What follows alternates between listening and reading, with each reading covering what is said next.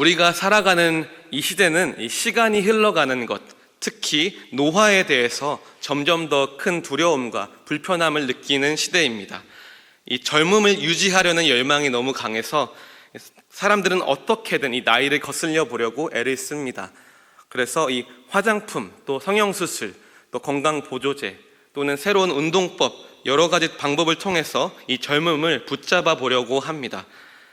그러나 예전에는 나이를 먹는다는 것이 지금과는 조금 달랐습니다. 오히려 존경을 받는 이유가 되었습니다. 나이가 들었다는 것은 곧 경험과 또 지혜가 쌓였다는 말이었고, 또 그래서 공동체 안에서 이 나이 많은 어른들은 존경을 받으며 또 중요한 결정들을 또 맡게 되었습니다. 어른 한 사람이 세상을 떠나면 도서관 하나가 무너진다는 말처럼 한 사람의 지혜와 경험은 귀중한 자산이었습니다. 하지만 요즘은 세상이 달라졌습니다. 이제는 인터넷이 모든 지식을 대신합니다. 궁금한 것이 있으면 이 어른들께 물어보기보다는 스마트폰을 열어서 검색합니다. 요즘은 심지어 챗GPT나 유튜브에 질문을 하면 거의 모든 답을 얻을 수가 있습니다. 그러다 보니 굳이 어른들에게 묻지 않아도 되는 시대가 되어버렸습니다. 게다가 세상은 너무나 빠른 속도로 변하고 있습니다. 새로운 기술들이 쏟아지고 있어서 이 젊은 세대들은 금방 적응하지만 어른들은 따라가기 어려워서 뒤처지는 것처럼 보일 때가 많이 있습니다. 많은 식당들이 이 사람이 주문을 받는 대신에 키오스크를 통해서 주문을 하게 되었습니다. 음식 주문조차 쉽지 않아진 것입니다. 그래서 어떤 젊은이들은 이 어른들을 존경하기보다는 무시하거나 또 가볍게 여기는 경우도 있습니다. 그러나 우리 분명한 한 가지 사실이 있습니다. 이 어른들은 잘 알고 있지만 젊은이들은 잊어버리는 사실입니다. 이 젊음은 곧 지나간다는 것입니다. 젊음이 영원할 것 같지만 결코 그렇지 않습니다. 어릴 때는 시간이 참 더디 가는 것 같더니 그래서 언제 빨리 어른이 될까 생각했지만 막상 어른이 되고 나니 시간이 정말 빨리 가는 것처럼 느껴지는 것입니다. 저 역시 그렇습니다. 제가 나이에 대해서 말씀드리기 조심스럽지만 제 삶을 봐도 이 중고등학교 시절 또 대학교 시절이 정말 아직도 엊그제처럼 느껴집니다. 그런데 벌써 저도 30대 중반에 접어들었습니다. 어른들이 늘 말씀하시던 세월이 점점 빨리 간다라는 말이 마음속 깊이 와닿고 있습니다. 이 젊음이라는 풍년 같은 시간도 결국은 뒤로 흘러가 버립니다. 오늘 본문은 바로 그 사실을 우리에게 보여주고 있습니다. 창세기 41장은 이 요셉의 인생과 또 애굽의 역사를 바꾸는 장면을 보여주고 있습니다. 하나님은 요셉을 감옥에서 끌어내셔서 이 바로 앞에 세우셨고 또 그의 꿈을 해석하게 하셔서 이 총리의 자리에 올리셨습니다. 그리고 하나님 말씀하신 대로 이 애굽 땅에 7년간의 풍년이 찾아왔습니다. 그 풍년은 정말 엄청난 풍년이었습니다.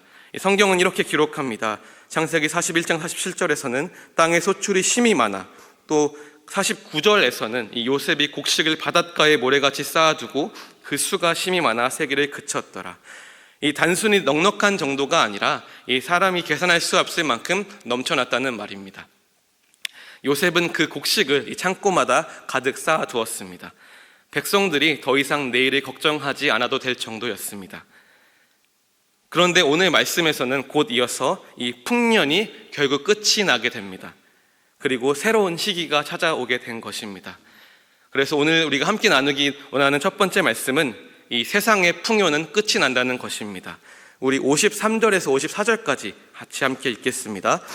애굽 땅에 7해 풍년이 그치고 요셉의 말과 같이 7해 흉년이 들기 시작하매 각국에는 기근이 있으나 애굽 온 땅에는 먹을 것이 있더니, 성경은 이렇게 간단히 기록합니다. 풍년이 그치고 흉년이 시작되더라. 이 끝이 없을 것 같던 풍년도 결국에는 끝이 났습니다.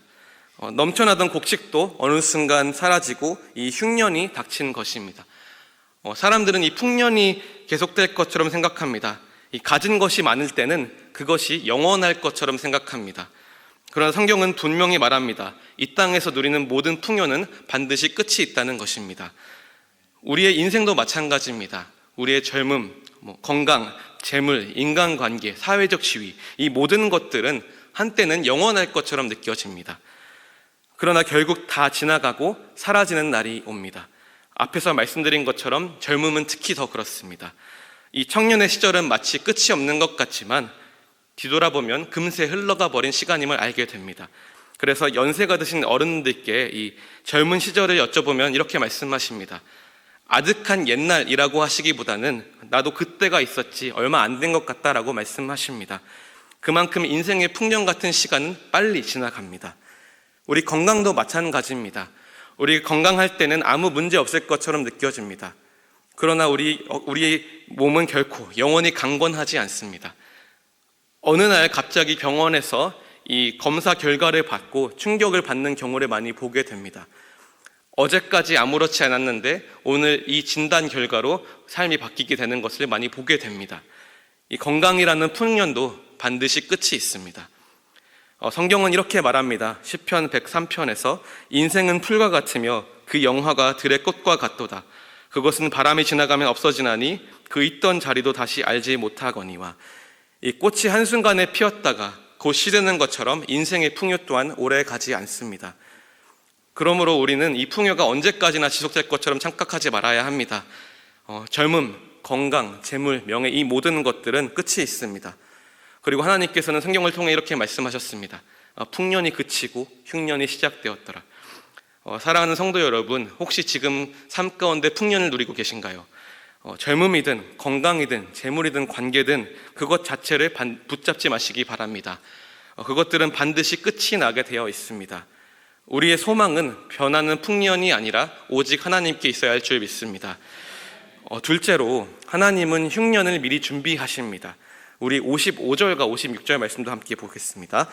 애굽 온 땅이 굶주림에 백성이 바로에게 부르짖어 양식을 구하는지라. 바로가 애굽 모든 백성에게 이르되 요셉에게 가서 너에게 이르는 대로 하라 하니라. 온 지면에 기근이 있음에 요셉이 모든 창고를 열고 애굽 백성에게 팔세 애굽 땅에 기근이 심하며. 이 흉년이 시작되자 사람들은 금세 굶주리게 되었습니다. 작물은 자라지 않고 이 땅은 황폐해졌습니다. 기근은 애굽 땅에만 아니라 이 온 세계 가운데 덮쳤습니다. 그야말로 이 온 세상이 흔들리는 그러한 위기였습니다. 사람들은 살 길을 찾지 못해서 이 바로에게 울부짖었습니다. 그런데 이 놀랍게도 애굽에는 준비된 길이 있었습니다. 요셉이 쌓아둔 곡식이 창고에 있었기 때문입니다. 그것은 우연이 아니었습니다. 하나님께서 이미 흉년을 아시고 준비케 하신 것이었습니다. 요셉이 꿈을 해석할 때 이 하나님이 보여주신 꿈의 해석을 따라서 풍년 동안의 곡식을 모았습니다. 그것이 흉년의 살 길이 되었습니다. 하나님은 풍년만 아신 것이 아니라 흉년도 아셨습니다. 그래서 그 풍년 동안에 흉년에 곁일 수 있는 길을 예비하신 것입니다. 노아의 방주 또한 마찬가지였습니다. 아직 비가 내리지 않았을 때 하나님은 노아에게 방주를 준비하게 하셨습니다.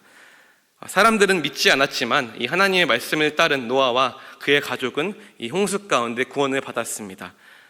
요셉도 마찬가지입니다. 이 풍년이 한창일 때에 사람들은 흉년을 상상하지 못했습니다. 하지만 요셉은 하나님의 말씀을 믿고 순종했습니다. 그것이 그 순종이 흉년을 이길 길이 되었던 것입니다. 오늘도 하나님은 우리 삶 속에 흉년을 모르는 분이 아닙니다.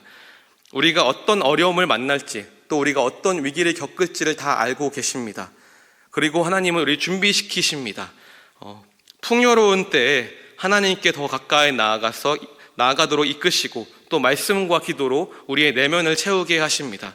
그래서 이 어려움이 찾아와도 넘어지지 않게 하시는 것입니다. 사랑하는 성도 여러분, 지금 삶이 넉넉할 때 우리는 어떻게 살아가고 있나요? 풍요를 누리며 교만해지거나 또 하나님을 멀리하진 않고 있나요? 오히려 우리의 모든 것이 형통할 지금이 더욱더 감사로 하나님께 나아갈 때입니다. 이때 더욱더 말씀으로 채우고 더욱더 기도로 깨어 있어야 합니다. 이 하나님이 주신 풍요를 잘 쌓아두는 것이 이 흉년을 이기는 길이 되는 줄 믿습니다. 세 번째로 하나님은 흉년을 통해서 더 큰 일을 이루십니다. 우리 마지막으로 57절 말씀 함께 읽겠습니다. 각국 백성도 양식을 사려고 애굽으로 들어와 요셉에게 이르렀으니 기근이 온 세상에 심함이었더라. 이 흉년은 애굽만의 문제가 아니었습니다. 성경은 온 세상에 심했다라고 기록합니다. 그래서 여러 나라의 사람들이 양식을 구하러 애굽으로 모여들게 되었습니다. 요셉이 준비한 이 곡식은 단순히 애굽 사람들만 살리는 것이 아니었습니다. 다른 나라 백성들에게까지 생명을 주는 길이 되었습니다. 여기서 우리는 하나님께서 흉년을 단순히 버티게만 하지 않으신다는 것을 볼 수 있습니다. 하나님은 이 흉년을 통해서 더 큰 일을 이루십니다. 이 풍년이 계속되었다면 다른 나라 사람들이 애굽으로 모여들 이유가 없었을 것입니다. 하지만 흉년 때문에 이 각 나라 사람들이 애굽으로 모여들게 되었습니다. 그 과정 속에서 하나님은 더욱더 큰 뜻을 이뤄 나가셨습니다. 우리의 삶도 이와 같습니다. 고난은 나만 힘들게 하려고 오는 것이 아닙니다. 그 과정을 통해서 하나님이 우리를 더욱더 단단하게 하십니다. 또한 우리를 통해서 다른 사람들까지도 영향을 미치게 하십니다. 개인적으로는 믿음을 깊게 하시고, 또 가정 가운데는 회복을 주시고, 또 공동체 가운데서는 더욱더 큰 유익을 일으키시는 것입니다. 그래서 우리는 흉년을 바라볼 때 단순히 언제 끝날까만 생각해서는 안 됩니다. 흉년은 견디는 시간이기도 하지만 동시에 하나님께서 더 큰 일을 하시는 시간이기도 합니다. 나를 성숙하게 하고 내 주변 사람들에게 영향을 주며 또 공동체를 새롭게 하시는 시간입니다. 사랑하는 성도 여러분, 지금 흉년과 같은 시간을 보내고 계신가요? 단순히 버티는 데 마음을 두지 않기 바랍니다. 하나님께서 이 시간을 통해서 더욱더 큰 일을 이루실 것을 믿으시기 바랍니다. 하나님은 우리의 흉년까지도 사용하셔서 하나님의 일을 이루시기 때문입니다. 우리 말씀을 정리하겠습니다. 오늘 본문은 이 풍년이 끝나고 흉년이 시작되는 장면을 보여주었습니다. 우리가 나눈 첫 번째 교훈은 이 세상의 풍요는 반드시 끝이 난다는 것이었습니다. 젊음, 건강, 재물, 지위, 이 모든 것들이 아무리 많아 보여도 영원하지 않습니다. 결국 사라지고 변하게 됩니다. 둘째로 하나님은 흉년을 미리 준비하신다는 것이었습니다. 요셉이 풍년의 때에 곡식을 쌓아두었던 것처럼 하나님은 우리 삶의 흉년도 아시고 그 가운데를 준비하게 하십니다. 이 풍요로울 때 방심하지 않고 말씀과 기도로 준비해야 하지 어떠한 어려움이 와도 넘어지지 않습니다.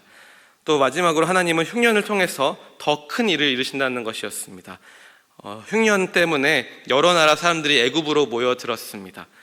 흉년은 단순히 버티는 시간이 아니라 하나님이 그것을 통하여서 더 큰 일을 이루시는 시간이었습니다. 우리의 흉년도 마찬가지입니다. 나의 성숙, 또 가정의 회복, 또 공동체의 부흥, 더 나아가서는 하나님 나라의 확장을 위해 쓰임받을 수 있습니다.